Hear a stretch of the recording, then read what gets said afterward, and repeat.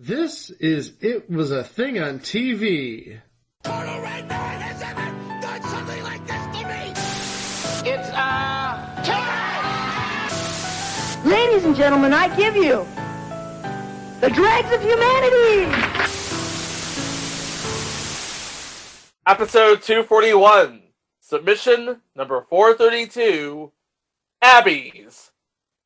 Abby's aired on NBC from March 28th to June 13th of 2019 for a total of 10 episodes.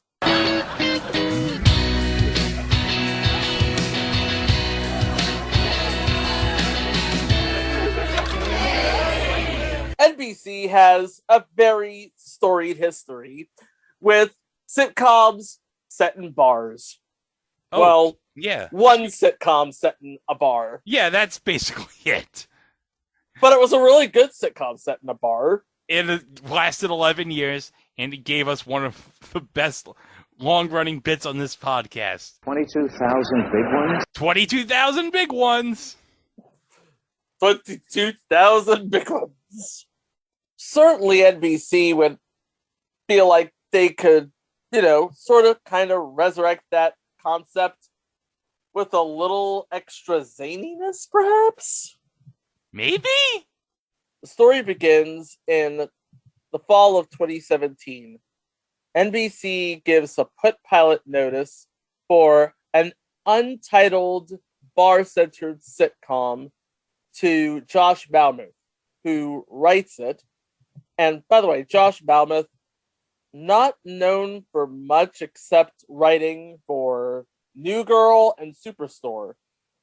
Two shows that will probably not be on this podcast because, if you ask me, they're pretty darn good. Right now, he's writing for Ghosts. So, he's writing and producing for Ghosts. And Ghosts is a very good show. Yeah. And we said on this show how good Ghosts was. Oh, yeah. Yeah, we talked about it in the 2021 end of year episode. And, well, not all of his shows can be successes. No, they Just can't all be winners. Not every painting is a Picasso, I'm afraid. And this was pretty much not a Picasso. I mean, the show itself was critically lauded.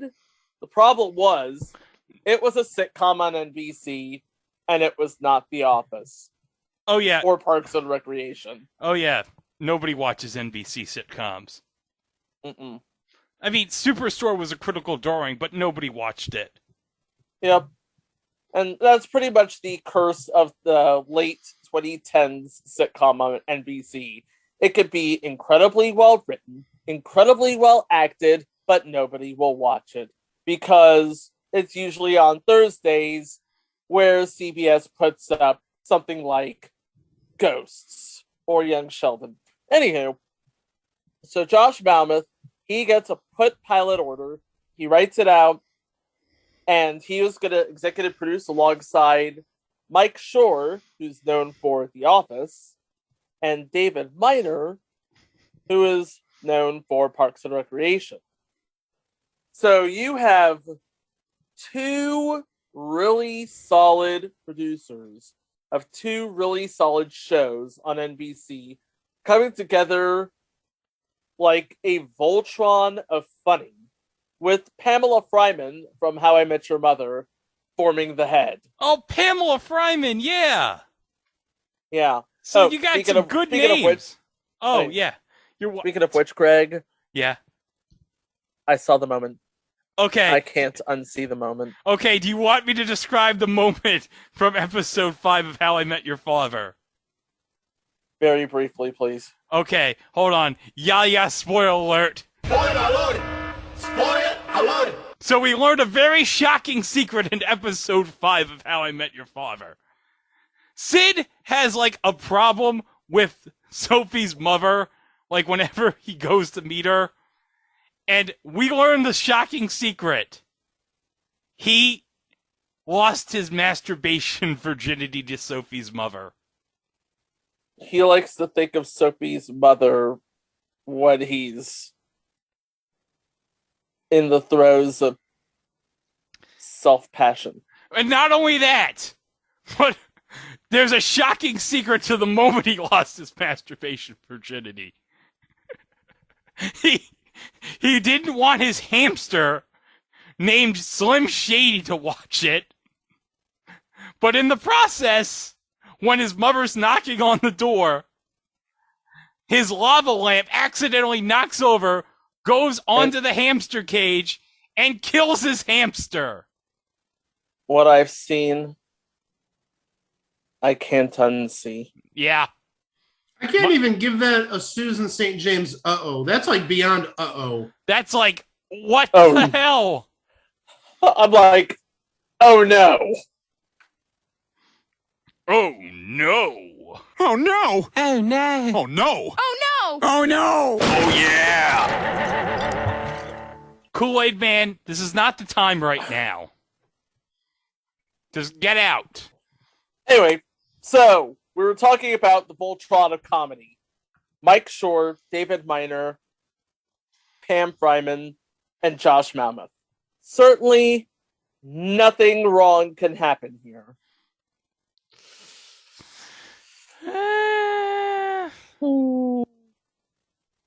Well, they put together the pilot, NBC liked it, and gave the show a series order. But it was for mid-season. Oh, yeah. That's not good. It's very rare that you ever succeeded mid-season. Mid-season single-camera sitcom in 2017? No, that's not going to work. Nope. But it's not for a lack of talent. I mean, we have like a whole lot of talent here on this show. I'll go over the cast real quick. Playing the titular role of Abby would be Natalie Morales. Not the reporter Natalie Morales. No. This But would be... the actress Natalie Morales. Yeah, who played Lucy Santo Domingo on Parks and Recreation. But also, we talked about her in Into the Spidey Movieverse, Chico, because she voiced Miles Morales' teacher in Into the Spider-Verse. Check out episode 8 in the archives. Her character, Abby, is a former Marine sergeant and the owner of the unlicensed bar. And this is important. It's an unlicensed bar in her backyard. Yes. Less important, however, is the fact that she is a bisexual Latina ex-Marine sergeant. Woo! All very hot. She turns her backyard, for reasons known to whoever, into a fully functioning bar. There is no liquor license, however. What? So basically, the patrons have to be very, very cool. This has got to be on the honor system. This has got to be on the honor system. And nobody's perhaps more aware of this than her landlord, Bill, played by Nelson Franklin, who is known for Veep, New Girl, The Office. Yeah. And he is one of the recurring characters on Blackish. Okay, Blackish. So, yeah, this guy's got work. This guy's got good work. As for the regulars of Abby's, we have Beth, a lawyer turned housewife, and one of the bar's most loyal customers, played by Jessica Chapin. She's more of a movie actress. She's been in The Heat, The Heat, The Spy, and she's a producer on the HBO Max series Hacks. Oh, okay. We discussed that in the Year in Review show, too. Mm-hmm. But Gene yeah. Smart's best work. Yep. And she was also in future entry Man with a Plan and not even a future entry Veep. 2 mentions of Veep. Yeah. Well, it's a very popular show. Very popular show with very funny people. Yes. And then you have James, the bouncer for Abby's, despite his distaste for confrontation and meek personality, played by Leonard Oates, who was in numerous episodes of Wild 'N Out, numerous episodes of Joking Off, numerous episodes of Jeff Ross Presents Roast Battle, Okay, that makes sense. but mostly he is that stand-up comic From that stand-up film. show. Yeah. And then there's Rosie, Abby's barback and oldest friend, played by Kimia Bepornia, and she's been in a lot of really good stuff too. She was in Atypical and a podcast series called The Only Podcast Left, where she played a character named MIT.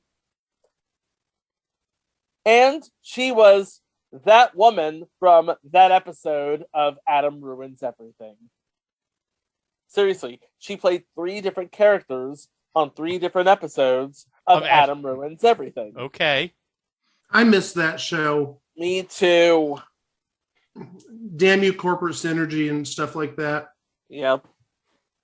And finally, we have Fred, the functioning alcoholic who's known Abby since she was a young girl and acts as a father figure to her. He's played by a podcast favorite, Greg. Yeah, Neil Flynn, the janitor from Scrubs. Mm-hmm. And he was on Celebrity Family Feud last year. Yep. Playing against Zach Braff and It was Zach Braff and Donald Faison, 2 other podcast favorites. Yes. Oh, I love their podcast. Fake Doctors, Real Friends, is that what it's called? I believe that's what it's called, yeah. Yeah. And, hey, Zach Braff's current girlfriend, hey, she makes some good macaroni, I heard. Mm-hmm. Delicious. His girlfriend's Florence Pugh. You're probably thinking, what? This is crazy. I'm going to have dinner with the enemy. And she made some really good smelling macaroni. But in all honesty, if I wanted to kill you, You would have already. Right as you open the door. Yeah, I probably wouldn't have even had time to shut it. No. I'd have been dead. No. Yeah, okay.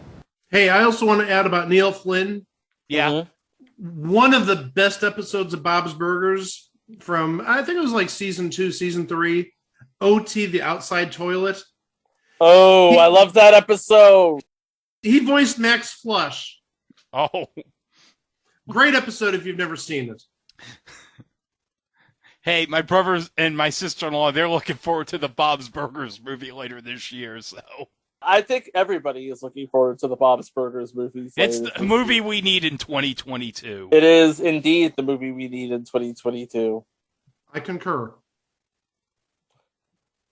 All right, so we have all of this top shelf talent.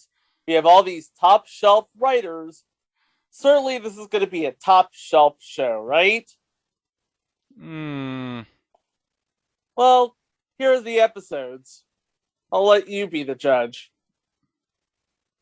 Starting with the pilot, of course. Abby, a former Marine who runs an unlicensed bar out of her backyard with a strict seating hierarchy, learns that her old landlady has died and willed her property to her nephew, Bill, who demands that she close the bar. Yeah, because she doesn't have a liquor license, remember? Yeah, and I think you get in trouble for that sort of thing. Yeah. But spoiler alert, she does get a liquor license. Abby's patrons, Fred, Beth, James, and Rosie, explain to him that she has a good heart and that the bar is heavily regulated before inducting him into their group. Bill finally agrees to let the bar stay open, but only if Abby gets insurance, improves safety, and applies for a liquor license. She refuses and instead announces the bar will close that night. Oh. But spoiler alert, Spoiler alert! Spoiler alert! it stays open because you wouldn't have a series if she didn't get the liquor license. Duh. That is true. Fred, Rosie, and Beth try to talk her out of it, and Fred points out that she ought to give Bill the benefit of the doubt. Abby agrees to implement some of his suggestions and makes Bill a Mai Tai, a drink she hates, to prove her commitment to their deal. Well, I don't drink alcohol, but if I drank alcohol, I would never drink a Mai Tai. Now, I'm more of a whiskey sour guy myself. Look, just give me a Mike's Hard Lemonade and I'm good. And Mike would be the teetotaler of the group. Because every group has to have a teetotaler. No. We call ourselves designated drivers. You're our guy. You'd You're be our the guy. Bud designated driver of the game. I'm the designated driver of this podcast. We're all going to die. Hey, can you drive a stick? Well, that didn't work out well for Cade. No. Hey, Paul Lind here. I can drive a stick. Get out of here, Paul! I'm going to the craps table. Whammy, please make sure that Paul Lind is not on the crabs table. I'm going to go get on the Paul. cum line. Oh, Paul! Why? Why would I even? Why? Why would I even? All right. But I Okay. can't drive stick, regardless. No. All right. Episode 2. Episode 2. Rule change. When James complains about a rule forbidding men to wear sandals, he asks Bill to speak to Abby, who ignores him. Bill then issues a challenge in which the two must present their best arguments and put them to a public vote. Both try to win over different patrons to their side, but with little success. The vote is held, and Abby declares victory, only for Beth to change her vote when Bill takes up her demand to have Abby's trees trimmed. What is this? The Kevin Costner movie Swing Vote? I'm wondering if that is a euphemism for something, or no, it's not a euphemism for. Okay, it is not a euphemism for anything. She really wants her trees trimmed.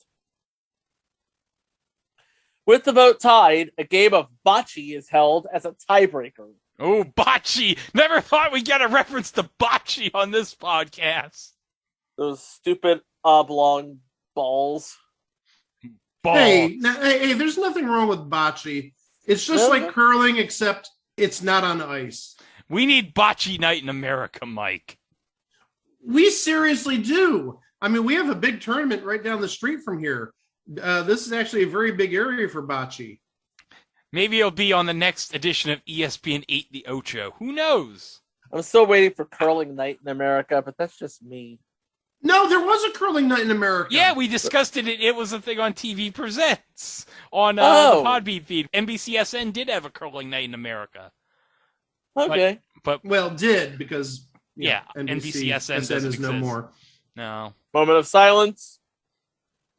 Moment over. Hey, we will talk about NBCSN's previous incarnation versus later this year when we discuss the T.O.J.O. show. Mm-hmm. And since this episode is airing on our Podbean feed the day after the Super Bowl, so we don't know if the Bengals won it for Harambe yet. So, but I hope they did, so that the sweet prince can finally rest. But if not, well, sorry, Harambe.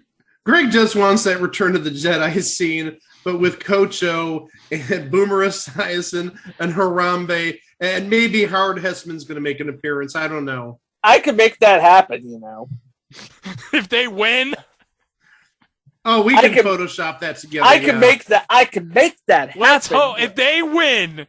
Let's pray to God we Photoshop it and it's on everywhere. Okay. But if not, let's give thanks to Matthew Stafford for winning the Super Bowl. You know what? This is the first Super Bowl in ages where I don't really care who wins because it's going to be an amazing game. Well, and I'm saying this on the Friday as we record this. So. Yes. So, just in case that line doesn't make any sense. Back to the episode. Fred tells Abby that the problem isn't Bill, but her refusal to listen to her customers. Oh. He also reminds her that Bill just wants to belong. Abby wins the game, but honors Bill for scoring 0 points. 0 points! He scored 0 points! He didn't score any points! I have no idea how bocce is scored. No. But I imagine that 0 is bad. That is bad. Okay, how bocce is scored, someone, I don't remember which team, maybe it alternates teams, they throw a little yellow ball probably about the size of like a cue ball, down the bocce field, the bocce court, which is like lined with like almost like cat litter, like really small pebbles or like gravel, and basically it's like curling from there. Whoever is closest to the little yellow ball, they score as many points as how many are closer than the opponent's closest ball. It's like curling. Think of how curling is scored closest to the center. Yeah. But it's with a ball instead. Okay. Okay. All right. Episode 3. Episode 3. Free Alcohol Day. Yeah! Free alcohol day! The bar prepares for Free Alcohol Day when Abby's friend Danny, who, by the way, is played by Serena Fiallo, who is known for Glee and Raven's Home, Yes. and as Claire in Community that one time. Okay. Anyway, her friend Danny brings free samples for everyone. However, her latest product, an allspice-infused gin, is unpalatable. Now, I've never had allspice-infused anything or anything-infused gin before. I gotta imagine it's terrible. Yeah. That's terrible. It's terrible? That's terrible. You tell him, Chuck. Beth tries to set Danny up with Abby, only to be embarrassed when she learns that the two previously dated. Woo! And Abby didn't tell her. Uh-oh. In response, Abby issues a challenge to anyone who wants to know about her personal life to drink shots of the gin, only to give vague answers. Upset, a drunk Beth goes into Abby's house and they argue. Desperate to salvage Free Alcohol Day, Fred persuades the others to just drink the rest of the gin. Yeah, that's how it works. Just drink the rest of the gin. It's free. Who cares? Yep. After Beth admits that she feels neglected, Abby tells her that she's the reason she decided to open the bar. Aww. The next morning, Abby pulls Beth's favorite wine on tap. Bill apologizes to Abby for making an awkward comment about her bisexuality. Okay. Episode 4. Book Club. Oh, book club. I love book clubs. You love book club? Yes. Oh gosh, how are you going to feel about this one? Hey. As we talked about in this podcast, we all know the best book club was the Pizza Hut Book It Club. Very, very true. Personal pan Give me pizzas. all the personal pan pizzas. Yeah. You got that right. Every personal pan pizza is mine. It's like, I don't care if all you have is the box set of the Babysitter's Club. I will read that for the pizza. Oh, yes. Oh, choose your own adventure. Read it like 20 different ways. Oh, totally. Yeah. Anyway, book club. The gang tries to push Fred to go on a date with Emily, a member of Beth's book club. However, Fred, having been divorced for 15 years, is reluctant to get intimate again. James tries to woo his friend Willa, but fails and decides to try again with a patron named Erica. The first conversation goes poorly when he lies about being fluent in Spanish. ¡Ay, Dios mío! Fred finally agrees to go on a date with Emily, which consists of him grilling steaks at the bar. They hit it off, decide to move in together after just one day. Fred also starts to change his personality. Abby puts her foot down and tells Fred she was wrong to push him to change. Fred then reveals their relationship was a prank the entire time. Oh! Ha ha ha ha ha! Ha ha ha ha ha! Ha ha ha ha ha! Ha ha ha ha! And James chooses not to date Erica when he realizes he isn't ready, while Abby and Beth use reverse psychology to get Fred to hook back up with Emily. Okay, good. Yeah, playing the role of Emily is Tracy Toms, who is best known as Joanne Jefferson in the movie version of Rent. Oh, the movie version of Rent! Hey, Mike, you know what that means. I want to see Rent. I want to see Rent. I want to see Rent. I bet you Chico just had to trigger you by talking about that movie. Oh, yeah. I bet you Crystal Bernard went to see the movie version of Rent like 5 times. Well, what happens if she wasn't able to get the tickets to the movie theater because they were at will call and she didn't have her ID? I know, that would have been terrible. Yeah. Yeah, wouldn't have Steven Weber there to help her. No. And they probably would have been wandering around New York trying to get movie tickets and probably stumble across Larry Bud Melman while walking down the street. Yeah. Yep. And then end up in a drag show. A drag show. We're not going to spoil that entire episode. Watch it on Paramount Plus, kids. Watch it on Paramount Plus, indeed. Episode 5. Mail Bin.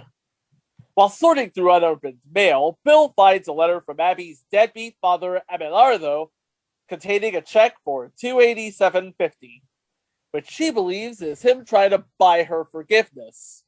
Why $287.50? Why that specific amount? She wants to throw it out, but when the group tells her doing so would be unfair, they decide to instead spend it on a ridiculous purchase and start brainstorming. Yeah, I love spending on ridiculous purchases. Hey, there ain't nothing ridiculous about a Lightning Collection Green Ranger. No. Greg, if anybody's listened to any episode of the past 2.5 years, they know you're good at reckless spending. Yeah, I spent $20 on this. It's a Funko Pop with Cap holding Thor's hammer. Nice. Oh my gosh. A random patron then decides whose purchase they make. James's idea, a combination popcorn/hot dog maker, wins. Fred finds another letter from Abelardo, revealing that the check is actually part of 2 installments to make up for every birthday of hers he missed. When she goes to cash it, however, she finds out that it's worthless. Uh-oh!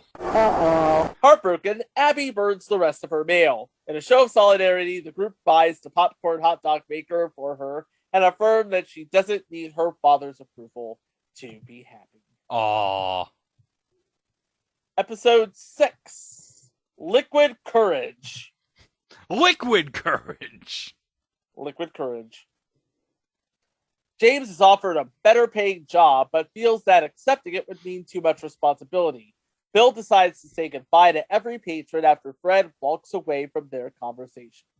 To help James decide, the group decides to bring out Tequila Jimmy, his drunk personality.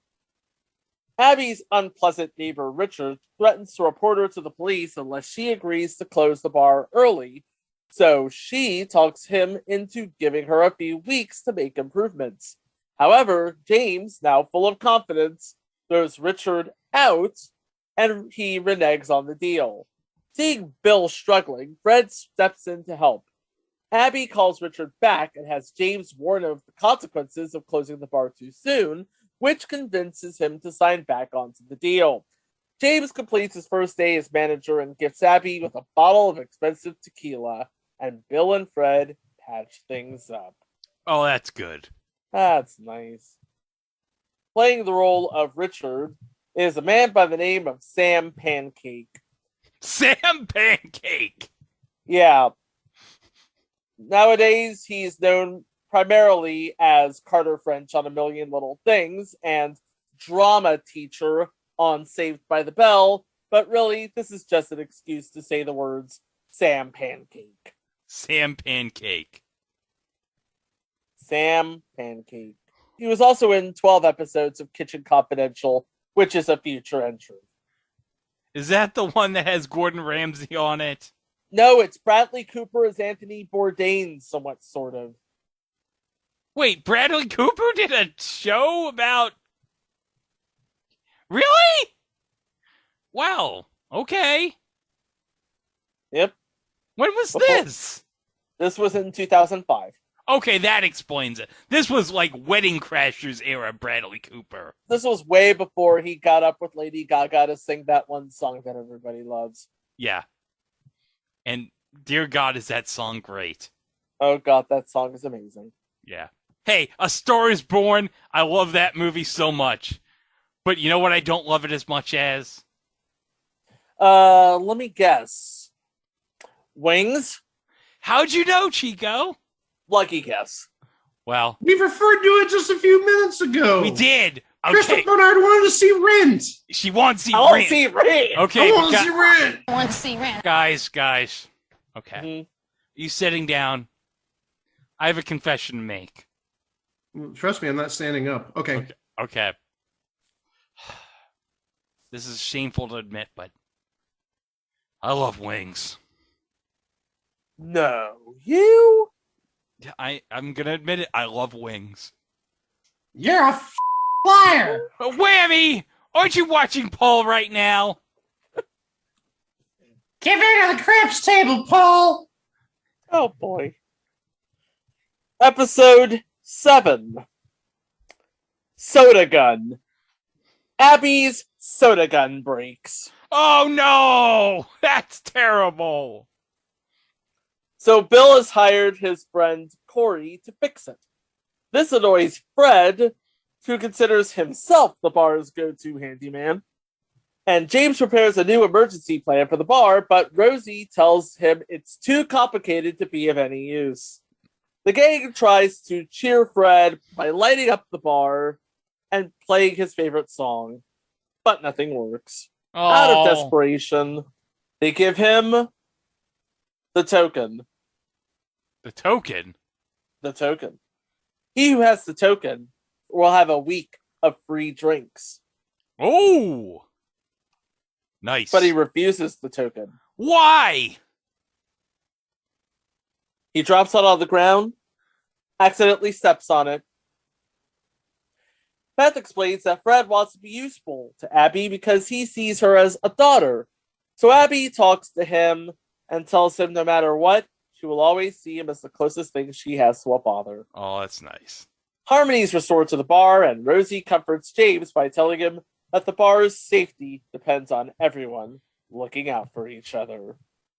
Oh, that's good. That is good. Okay. I don't know if they ever fix the soda gun. Oh, yeah, but you know what? That would be heartbreaking for me, because I love the soda gun. Episode 8. Backup. Abby is upset when Bill steps in to deal with some unruly customers, which she feels is her responsibility. After all, she is a feisty, Latina, bisexual ex-Marine. Yeah, baby.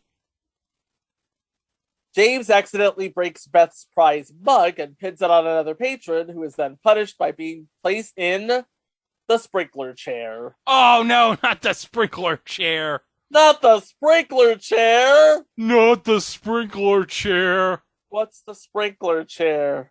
It's probably the chair you sit on, like, next to the sprinkler. Bill defends his actions by pointing out that he's taller and thus more intimidating than Abby. So Fred suggests a jar opening contest to see who's stronger. Bill wins, and a frustrated Abby picks up a lit grill, severely burning her hands. Uh-oh! Too stubborn to accept help, Abby resorts to using her mouth to help pour drinks and winds up making a huge mess. Woo-woo! Bill apologizes by letting Abby put him in a submission hold, and they agree to start accepting help from each other. Meanwhile, James confesses to breaking the mug, and Bill and Abby manage to repair it using glue and a 3D printer. Oh, God bless 3D printers. Indeed. By the way, playing an unnamed customer, another Wild 'N Out regular, Rashika Mather. One of my favorites. Episode 9. Rosie's Band. Bill learns about the ongoing feud between Abby and Nemo's, a bar that used to be the most popular spot in the neighborhood. Rosie gets permission to do a set that night with her band. However, the group decides not to tell her that her music is unlistenable. Oh, That's terrible. that's awful.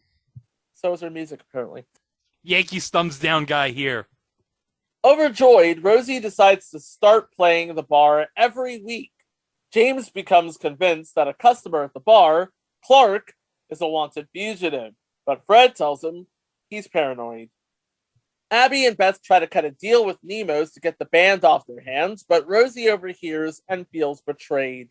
She tells Abby that she's tough enough to take criticism and that Abby should always be honest with her. In return, Abby agrees to let her play once a month. The cops show up to take Clark into custody for running, and Bill covers up the bar's existence by holding a fake wedding with Beth.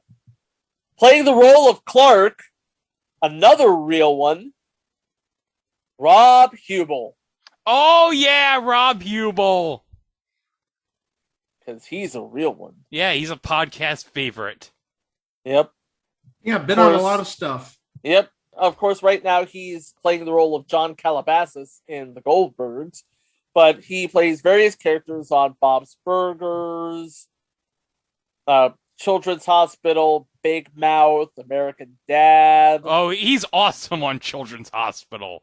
He was one of the people that was on the first cast of Best Week Ever, if you remember that, back like in 2004. Oh, yeah. With, like Paul F. Tompkins and Paul Scheer in them. Oh, yeah. And also he's been on shows like At Midnight and the recent version of Match Game. That is true. Yeah, he has been on the recent version of Match Game. Definitely a known quantity. Yes. One other name I want to add, playing Kip on this episode, is Carmine Karidi. A very long career. He goes back to the 60s, actually, and starting off with Naked City. That was actually his first role on IMDb. But where you might know him from, potentially, he was in both Godfather 2 and Godfather 3. Wow. Carmine Rosado in Godfather 2, and also in Godfather Part 3, he played Albert Volpe. But one thing I want to add, something, doing a little bit of research on IMDb here, the episode that we're talking about of Abby's aired on May 30th, 2019. Yeah. Carmine Karidi passed away on May 28th of 2019, 2 days earlier. Oh. 85 years old. No. Wow. So, yeah, a very slightly posthumous appearance. Another name on this episode was Conchetta Tomei, who plays Nemo, the owner of Nemo's. And of course, you remember her from LA Law, Picket Fences, Madman of the People, Providence. Hey, you said she was in LA Law, right? Mm-hmm. Was she in the episode when Diana Muldaur fell down the elevator shaft? I knew he was going to do that. Probably. He just wants me to play this. Yes! I really don't want to talk about it.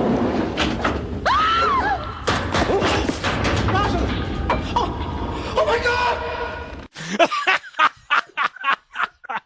Never gets old.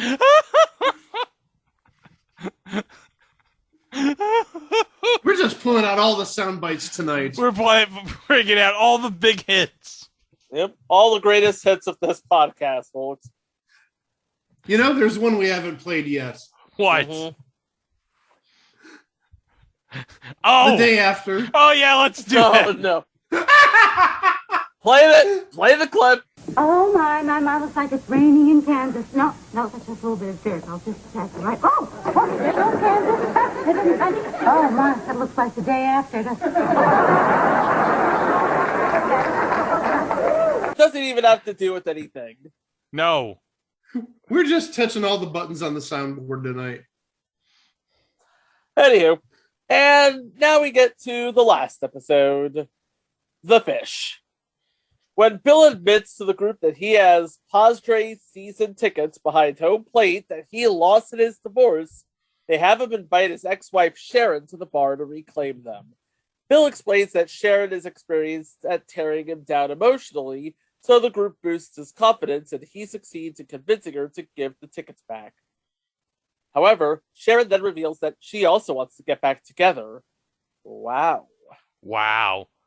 And all over season tickets at Petco Park behind home plate. Hey, Petco Park's a nice park. Hey, yeah, I've been to Petco Park. That is a very nice ballpark. Oh, yes. I would like to go to that one day. Oh, yeah. Got to get seats in the bleachers. I don't know if they still do it, but when I went, this is 16 years ago now, they batted beach balls in the outfield. I think they still do that. Okay, well, The thing is, when we went, myself and friend of the podcast, Jason Hernandez, the ushers actually took them and popped them. Oh. They took our fun. Oh, well, Yankees thumbs down guy here. But we all know the greatest moment in Petco Park history was... Yes, we do. Was Bartolo Colon going deep. And by the way, R.I.P. the pitcher batting in the National League now, because now we got the universal DH, which is a long time coming. So I'm happy because it benefits the Mets. So you see, I thought you wouldn't like it because from the National League standpoint. Well, as someone who's worked around college baseball for the last 12 years, where they have the DH, it's like, you know what?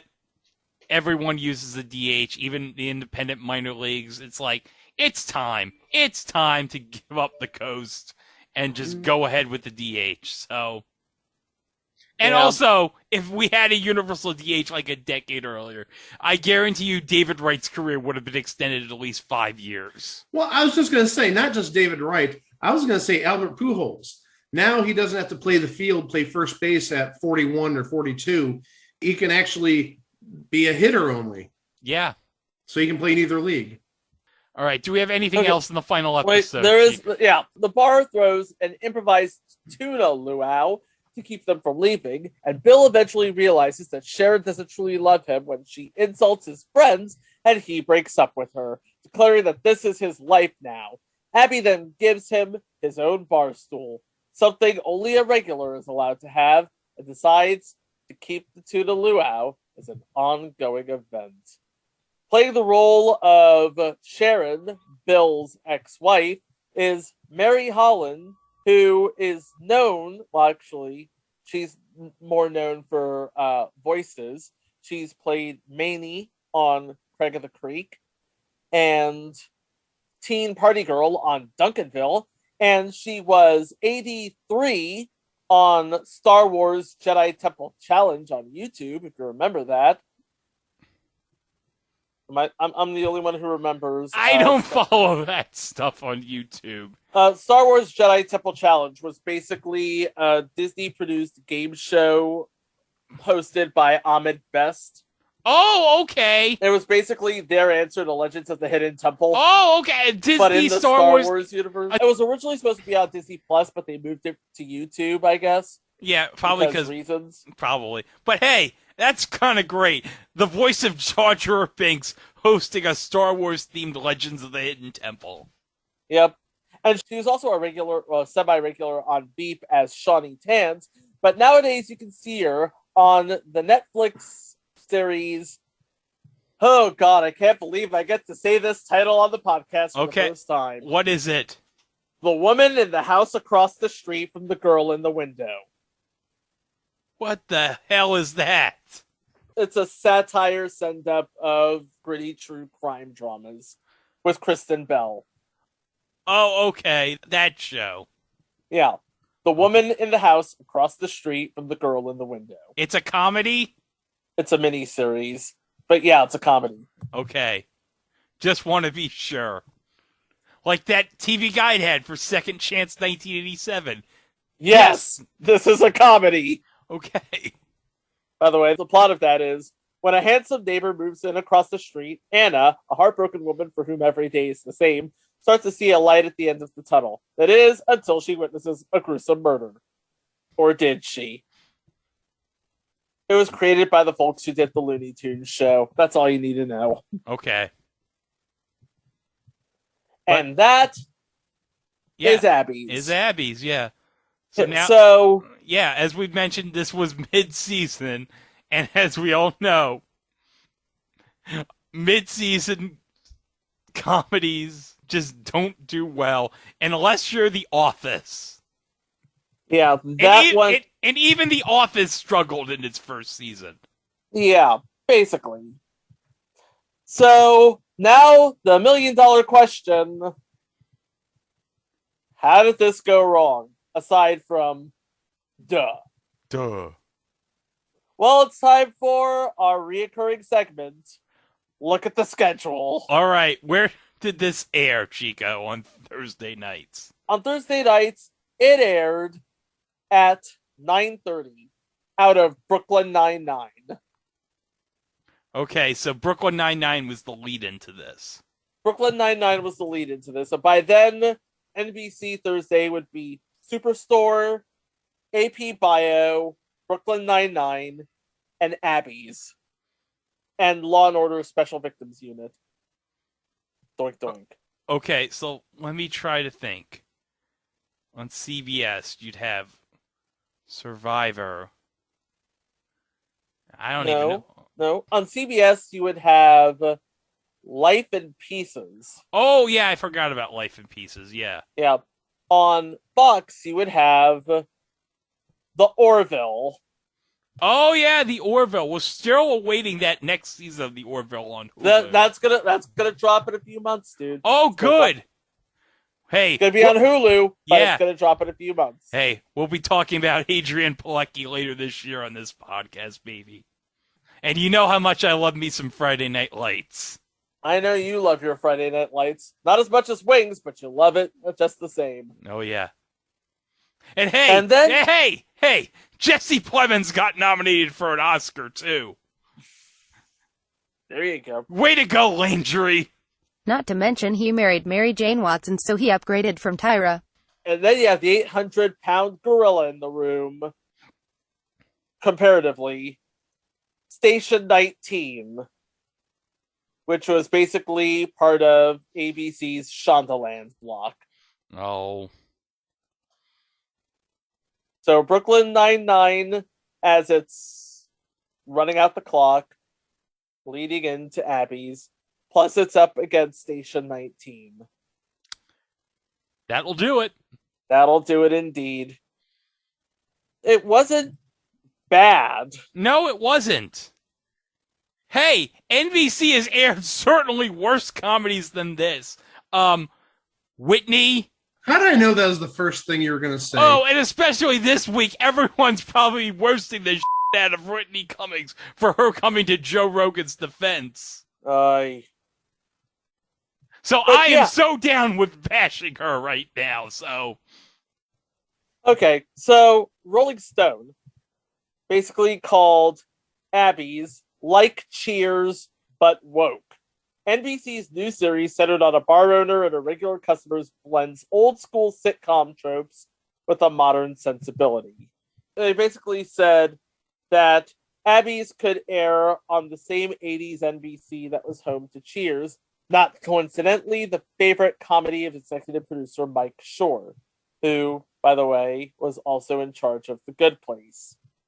And it ends up by saying, it's harder for a multicam show like Abby's to get away with this kind of pleasant but not raucous tone.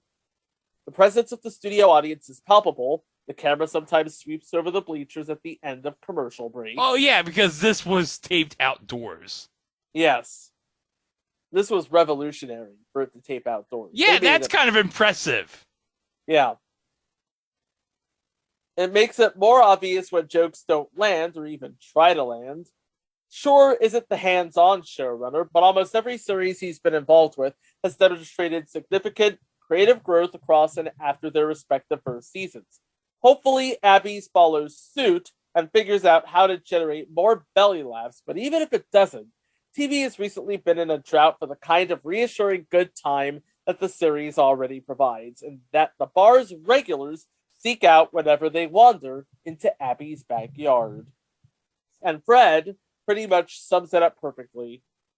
Look, these are tough days for America. The country is deeply divided. The only thing we can agree on is drinking alcohol. We need to do this. Oh, yeah. We need to do this for America. Yeah. Well, we all know in 2019, if you don't know what was happening in 2019, you have been in a coma for a very long time. I'm not here to educate you. Except where I am, obviously. But yeah, this would ultimately go on to be lost to the Thursday night swath, and NBC would end up trying again with... Oh, jeez. This is where I look at the fall 2019 schedule, and I only see Superstore, The Good Place, Brooklyn Nine-Nine, Will and Grace, and a bunch of future entries. Oh, God. What is it? Perfect Harmony. Oh, yeah, with Sunnyside. Perfect Harmony with freaking Bradley Whitford. Yeah. Bradley Whitford. Yeah. Sunnyside with Cal Penn. Oh, I forgot Cal Penn did that show. Yeah. Mm-hmm. I remember the ads for that. Yep. And Indebted with Adam Pally, Jesse Hodges, Steven Weber, Fran Drescher, and Abby Elliott. That's relevant for next time, by the way. Yeah, because we'll be talking about her dad on Thursday. Oh, hold on, Mike. I'm doing this.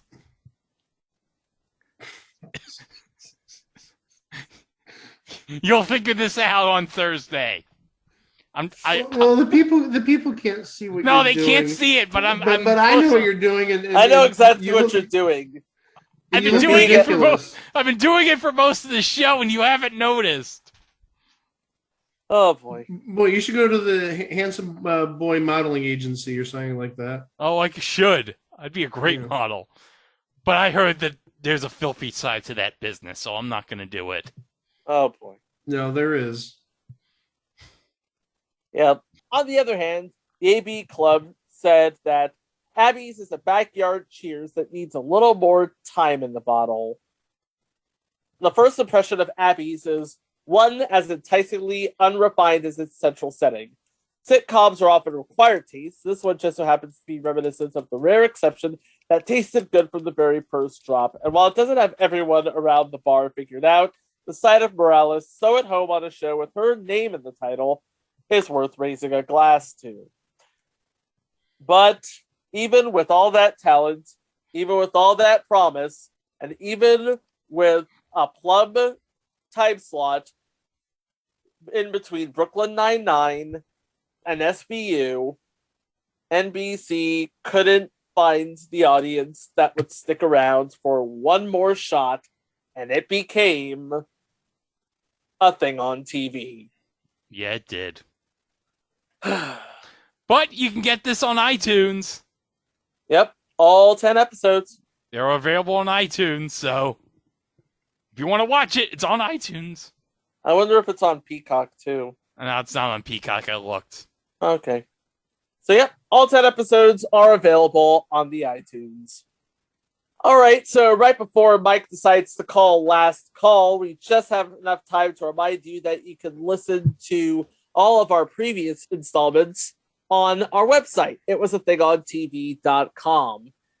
There you'll find all of our previous installments, all of our minisodes, our live watches, our Into the Spidey Movieverse spinoff show, and of course links to all of our socials, where we are on all of the socials at It Was a Thing on TV, except for Zuckerberg Book, where you can find us at It Was a Thing on TV podcast. And by the way, speaking of our socials, we are also on YouTube, where we drop all of our episodes. And don't forget to like, subscribe, and hit the notification bell. Last call! Where you can find out about future entries. For example, our next entry, it lasted a good 2 seasons. But something went wrong. Actually, you could just file this under corporate meddling. Corporate meddling, right? Yeah. Among other things. I think there's other causes that may have buried this show. But we'll talk about that later. Yeah. Greg! And Greg's get and this is one of those moments where we're pretty sure we're glad that this is not a video podcast. Otherwise, you would see Greg give you a really big hint to the next installment of It Was a Thing on TV. Thanks for listening. Please be kind to each other, and we will see you next time. Row! Oh, drink. Well, looks like I'm driving you guys home. I guess so. No.